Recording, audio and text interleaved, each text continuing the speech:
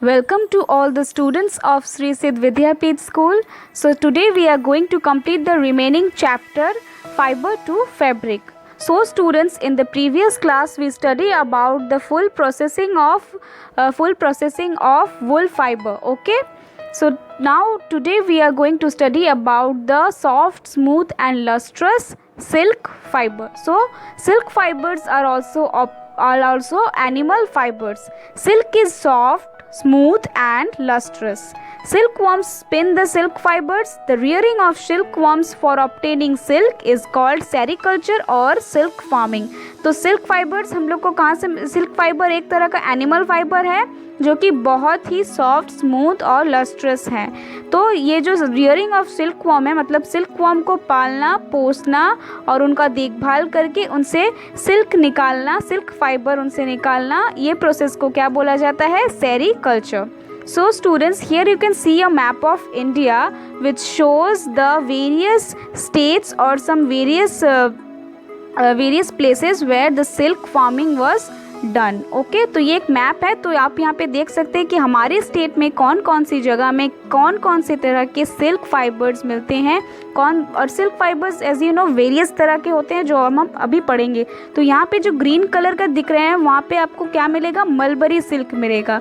और जो येलो, थोड़ा डार्क येलो है, वहाँ पे आपको tussar silk. And the blue colour, where it is blue color, we can have there from there eri silk. And the light lemon yellow muga silk, and the pink color is there from which we get oak tasar silk. Okay, so here are some information which is very important for you, for all of you to know that China leads the world in silk production. India is the second leading silk producing country. तो China सबसे ज़्यादा silk production देता है और वो सबसे ज़्यादा silk production इस पूरे वर्ल्ड में उनसे ही मिलती हैं. और इंडिया सेकंड लीडिंग प्रोड्यूसर है, मतलब इंडिया सेकंड, मतलब द्वितीय स्थान पे है सिल्क प्रोड्यूसन की. ओके, इंडिया के कुछ स्टेट्स के नाम क्या क्या हैं जहाँ पे सिल्क प्रोड्यूसिंग होता है?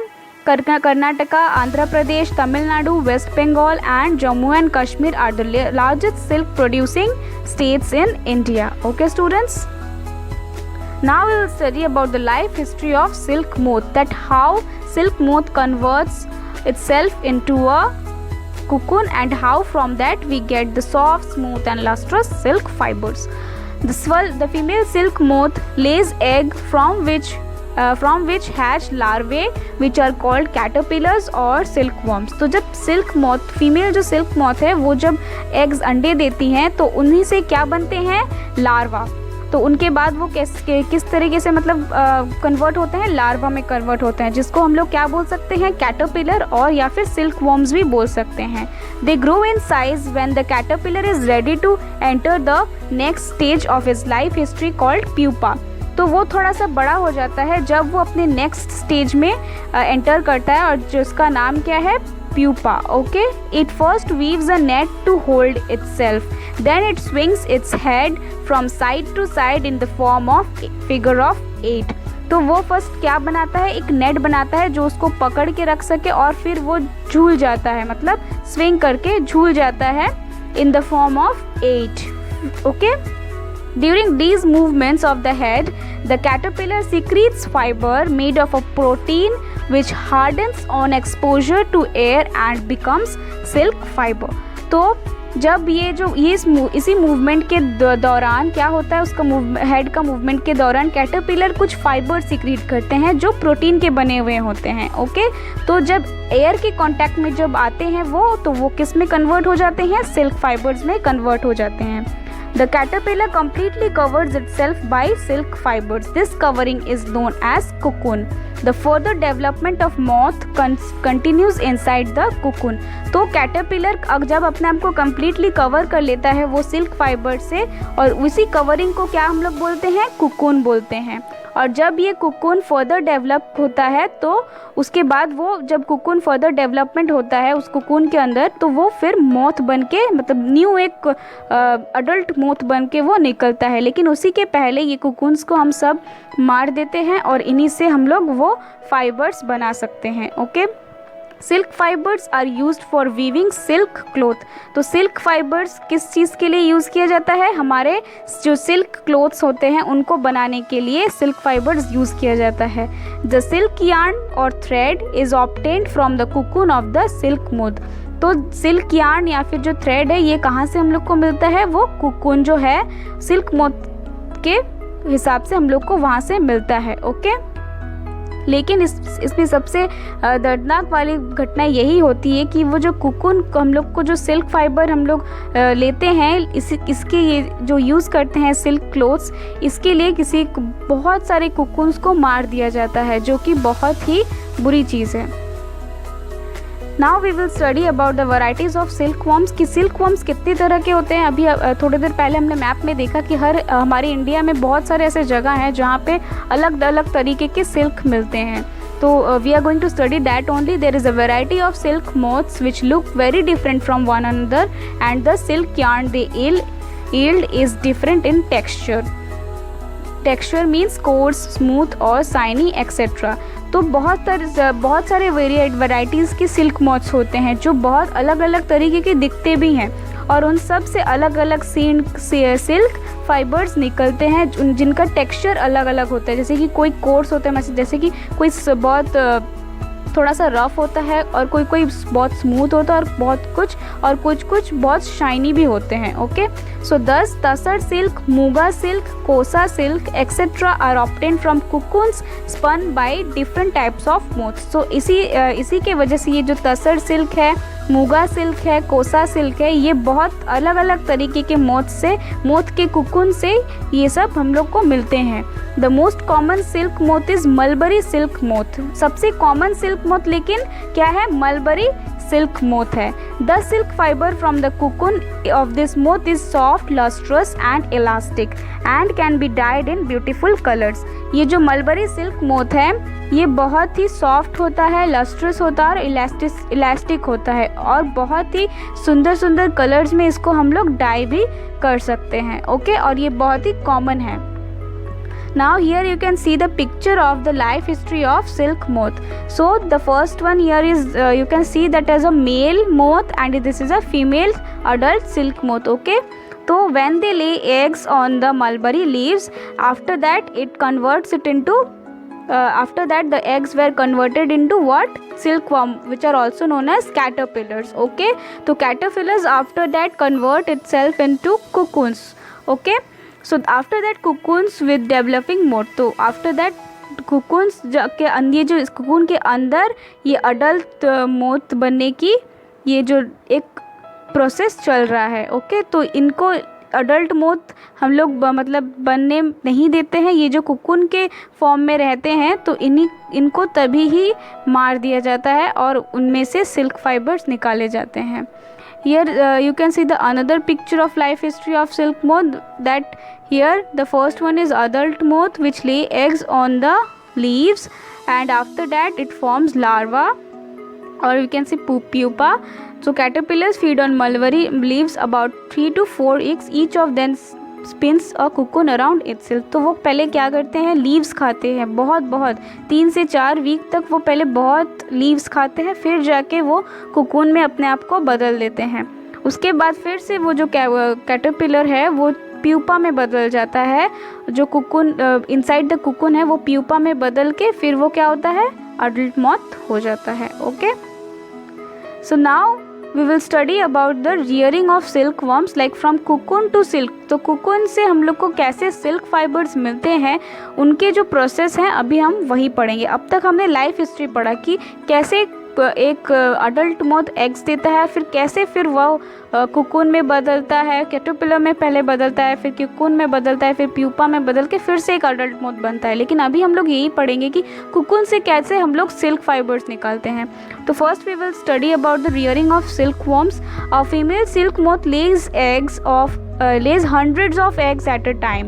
The eggs are stored carefully on strips of cloth or paper and sold to the silkworm farmers. तो ये जो फीमेल सिल्क मोथ है वो एक समय में 100 से भी ज़्यादा एग्स ले करते हैं, एग्स दे सकते हैं। ओके, तो फिर ये एग्स को कैसे एक केयरफुली स्टोर किया जाता है, मतलब जो लोग इस काम से जुड़े हुए हैं तो वो क्या करते हैं, ये एग्स को इकट्ठा करके स्टोर करते हैं किसी क्लॉथ के अंदर या फिर किसी पेपर में, और वो फिर बेच देते हैं। जो सिल्क वॉर्म फार्मर्स हैं उनको फिर वो बेच देते हैं। The farmers keep eggs under hygienic conditions and under suitable conditions of temperature and humidity। तो उसके बाद वो फार्मर्स क्या करते हैं, वही अंडे लेके एक हाइजीन मतलब बहुत हाइजीनिक कंडीशन में उसको स्टोर करके रखते हैं, और उसका जो टेम्परेचर, उसके लिए क्या हिसाब से उसके टेम्परेचर और ह्यूमिडिटी को भी वो लोग मैनेज करके रखते हैं। After that the eggs are warmed to a suitable temperature for the larvae to hatch from eggs. तो उसके बाद जो एग्स है उसको गर्म किया जाता है एक सूटेबल टेम्परेचर में, मतलब उसको बहुत उबाला जाता है, ठीक है, ताकि उसका जो लार्वा है तो उससे एग से हैच हो जाए। तो this is done when mulberry trees bear a fresh crop of leaves. तो ये तब किया जाता है जब मलबरी ट्रीज जो है एक फ्रेश क्रॉप ऑफ लीव्स वो मतलब बियर करते हैं। Okay, so then the larva called caterpillars और silkworm eat day and night and increase enormously in size. तो तभी वो क्या करते हैं, लार्वा कैटरपिलर जो सिल्कवॉर्म है वो डे नाइट मतलब बहुत ही ज़्यादा खाते हैं। तो इनको जब वो जो ट्रे पेड़ के ऊपर जब छोड़ दिया जाता है तो इन लोग क्या करते हैं, बहुत वीक्स तक ये लोग खाते रहते हैं अपना साइज़ को इंक्रीज़ करने के लिए। Okay, so the worms are kept in clean bamboo trays along with freshly chopped mulberry leaves. उसके बाद ये इनको एक ट्रेज में रखा जाता है, बैम्बू का जो होता है ट्रेज में रखा जाता है, और जहाँ पे वो फ्रेशली चॉप्ड मलबरी लीव्स रखा जाता है ताकि वो जो लीव्स हैं वो खा सके। So after that after 25 to 30 days the caterpillars stop eating. Okay, तो 25 से 30 दिन तक वो लोग ऐसे खाते हैं, और अब 25 से 30 दिन तक खाने के बाद उनका खाना जब बंद हो जाता है उसके बाद क्या किया जाता है, after that they are moved to a tiny chamber of bamboo in a tray to spin cocoons. तो उनको फिर कहाँ पे रखा जाता है, एक ट्रे में, बैम्बू के ट्रे में रखा जाता है जहाँ पे वो अपना कुकुन बनने का जो फॉर्म है ताकि वो स्टार्ट कर सके। ओके, तो स्मॉल रैक्स और ट्विग्स में be provided in the trays to which cocoons get attached. जहाँ वहाँ पे थोड़ा सा छोटा छोटा स्मॉल रैक्स बनाया हुआ रहता है छोटा छोटा, ताकि वहाँ पे वो जो कुकुन है अच्छे से खुद को फॉर्म कर सके। Okay, after that the caterpillar और silkworm spins the cocoon inside which develops the silk moth. तो उसके बाद वो जो कुकुन के अंदर कैटरपिलर और सिल्कवॉर्म है वो जो फॉर्म होता है, तो उसके बाद उनके अंदर जो कैटरपिलर और सिल्कवॉर्म है वो स्पिन्स करते हैं, कुकुन में बदलते हैं, उसके बाद वो जाके आफ्टर दैट वो सिल्क मोथ में बदलता है। तो यही है रियरिंग सिल्कवॉर्म। मतलब इस प्रोसेस में क्या बताया गया है कि सिल्कवॉर्म को कैसे पालते हैं और कैसे पोसते हैं। Okay, so here you can see that the rearing of silkworm, that female silk moth lays eggs. Okay, so after that here mulberry leaves, here is you can see the mulberry tree and the leaf of mulberry. Okay, and after that they feed the mulberry leaves. Okay, then after that they form in cocoons. Okay, so उसके बाद ये cocoon से form हो जाते हैं तो इनको फिर मार दिया जाता है, और उसी से ही हम लोग को silk fibers मिलते हैं। Okay, same here you can see the leaf of mulberry tree and the female silkworm moth with eggs and larva caterpillar silkworm feeding on mulberry leaves, and after that they form in cocoons. Okay, so now we will study about the processing of silk, कि silk fibers कैसे process किया जाता है। A pile of cocoons is used for obtaining silk fibers. Pile of cocoons मतलब एक बहुत बड़ी तादाद में cocoons को बहुत सारे कुकुन्स को एक साथ मार दिया जाता है just to obtain silk fibres, just कि कुछ सिल्क फाइबर्स की हम जो मतलब बनते हैं, तो इसके लिए एक पाइल ऑफ कुकुन मतलब बहुत ही बड़ी तादाद में इन कुकुन्स को मार दिया जाता है। The cocoons are kept under the sun और बॉयल्ड और एक्सपोज टू स्टीम। इन कुकुन्स को क्या किया जाता है, या फिर उनको कुछ दिन उनको धूप के नीचे रख के पहले रख देते हैं, उसके बाद क्या करते हैं, बॉयल कर देते हैं, मतलब उनको बॉयल करके उबाल देते हैं। ठीक है, the third one is the silk fibre separate out. उसके बाद जब वो बॉयल हो जाता है, तो जब बॉइलिंग कंडीशन में होता है तो वो उसके कुकुन्स का जो सिल्क फाइबर्स है वो अलग हो जाता है, ठीक है। और the process of taking out threads from the cocoon for use as silk is called reeling of silk. तो इसी प्रोसेस को, जहाँ पे सिल्क फाइबर्स को अलग किया जाता है कुकुन से, उसी को क्या बोलते हैं, रीलिंग ऑफ सिल्क। इस प्रोसेस को क्या बोलते हैं, reeling of silk. Reeling is done in special machines which unwind the threads और fibres of silk form from the cocoon. तो रीलिंग एक बहुत स्पेशल मशीन्स में किया जाता है जहाँ पे ये काम होता है, ये फाइबर्स को अलग करने का काम होता है, ठीक है, कुकुन से। तो silk fibres are then spun into silk threads by the process of spinning. उसके बाद सिल्क फाइबर्स को स्पन किया जाता है सिल्क थ्रेड्स में। कौन सा प्रोसेस में, स्पिनिंग में, मतलब सिल्क फाइबर्स को, सिल्क थ्रेड्स मतलब यार्न्स में कन्वर्ट किया जाता है।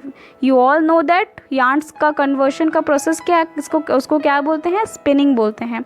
Threads woven into silk fabric by weavers and the process is called weaving. तो उसके बाद जो थ्रेड्स है, मतलब यार्न्स जो है, सिल्क यार्न्स जो हैं, उसके बाद उनको किस चीज़ में कन्वर्ट किया जाता है, फैब्रिक्स में, मतलब सिल्क फैब्रिक्स में कन्वर्ट किया जाता है, और उस प्रोसेस को क्या बोलते हैं, वीविंग बोलते हैं। Okay, I hope you all understood it very clearly. So now we are going to study with the help of diagrams. Okay, so at first these all the pile of cocoons. So मैंने अभी आपको बताया कि बहुत बड़ी तादाद में cocoons को collect किया जाता है। तो here you can see the cocoons were collected in a very vast scale. Okay, so now after that the cocoons get boiled or kept in sun. तो cocoons को देखो यहाँ पे कितने बड़ी तादाद में इनको boil कर दिया जाता है, मतलब इनको मार दिया जाता है। तो फिर इनको मारने के बाद वो क्या करते हैं, रीलिंग ऑफ सिल्क, मतलब उनके अंदर का जो उनके वहाँ से जो सिल्क फाइबर्स को, जो थ्रेड्स को, उनको अलग किया जाता है, और वो उसको प्रोसेस है ये, और इसी मशीन के हेल्प से उनको अलग किया जाता है। रीलिंग ऑफ सिल्क किया जाता है, मतलब अलग किया जाता है सिल्क फाइबर्स को।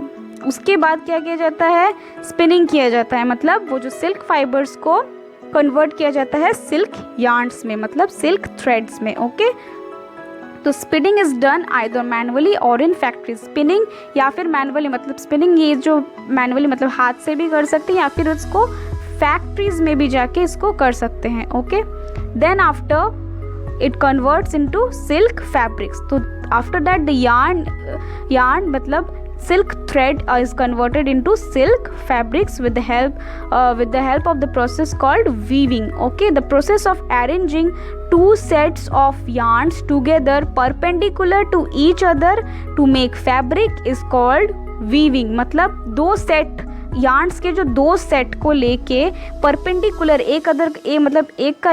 एक दूसरे का परपेंडिकुलर ऐसे बना के उसको क्या, किस में कन्वर्ट किया जाता है, फैब्रिक में किया जाता है, और इसी प्रोसेस को क्या बोलते हैं, वीविंग बोलते हैं।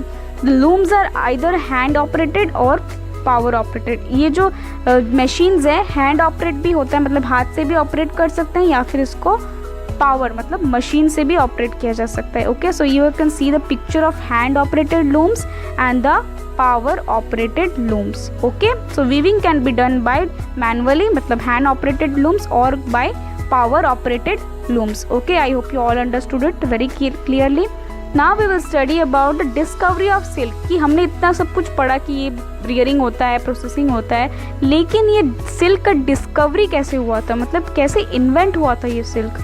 So the exact time of discovery of silk is perhaps unknown. तो एग्जैक्ट टाइम तो हम लोग को नहीं पता है कि सिल्क कब डिस्कवर हुआ था, लेकिन according to an old Chinese legend the empress Siling Chi was asked by the emperor Wang Ti to find the cause of the damage leaves of mulberry trees grown in their garden.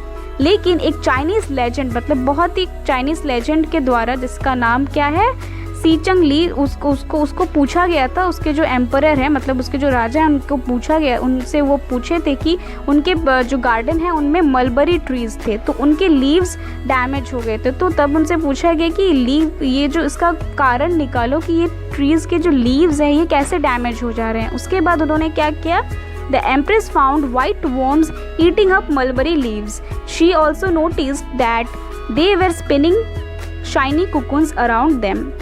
तो वो फिर क्या देखें कि वो जो कुछ worms हैं, मतलब जो सिल्क वॉर्म्स हैं, वो मलबरी लीव्स को खा ले रहे हैं। और उन्होंने उसके बाद ये भी नोटिस किया कि वो उसके बाद अपने आप को एक कुकुन्स में बदल दे रहे हैं। ठीक है।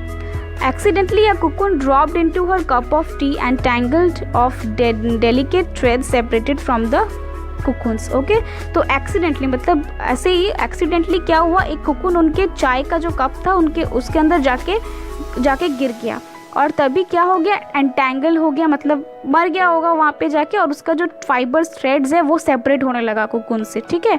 तो after that the silk industry began in China and was kept a closely guarded secret for hundreds of years. तो उसकी के बाद ये जो सिल्क का इन्वेंशन हुआ चाइना में, और लेकिन ये जो सिल्क का इन्वेंशन हुआ ये काफ़ी दिनों तक इसको मतलब सीक्रेट रखा गया वहाँ पे, कि ताकि किसी को पता ना चले, वो वही लोग सिर्फ वो यूज़ कर सके। लेकिन बाद में later on traders and travelers introduced silk to other countries. The route they traveled is still called the Silk Route.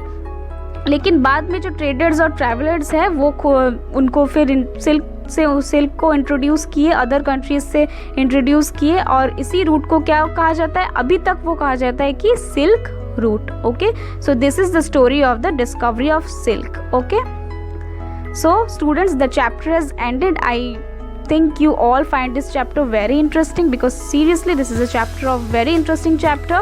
So now you have to moving to the exercise. The first question is you have read it. So which part of the black sheep have wool? So the hairy skin called as fleece has wool in black sheep. Okay, so what is mean by the white fleece of the lamb? White fleece means the hairy skin which is white in color. Okay, so I have written here the question number 1 answer and 4 answer. Okay, because ये आप already जानते हैं और पढ़ भी चुके हैं। तो I have written you the answer, you have to write it in your copy. Okay students, you have to write the meaning of the following terms: rearing, shearing and sericulture. Okay, so write it in your copy. And the second I have provided you the first question answer and the fourth question answer. So यहाँ पे जो बाकी question है मैं भी आपके साथ discuss कर दे रही हूँ, आप उनको खुद से कर लीजिएगा। The silkworm is a caterpillar, a larva. Choose the correct option. So silkworm क्या है, caterpillar है या फिर एक larva है? So students, आप इसका आंसर क्या देंगे, क्या है?